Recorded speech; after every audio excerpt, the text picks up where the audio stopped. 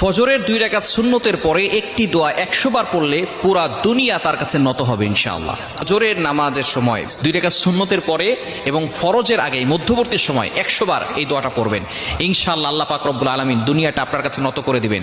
আপনি এই দোয়াটা 100 বার করার পরে আপনি আল্লাহর কাছে দোয়া করবেন, আল্লাহ পাক রব্বুল আলামিন আপনার দোয়াগুলো কবুল করবেন।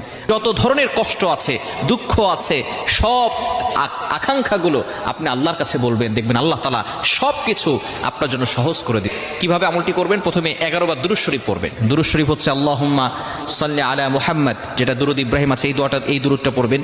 এটা সবচেয়ে ফজিলতপূর্ণ দুরূদ। যদি এটা না পারেন তাহলে সাল্লাল্লাহু আলাইহি ওয়াসাল্লাম, এটাও একটা দুরূদ।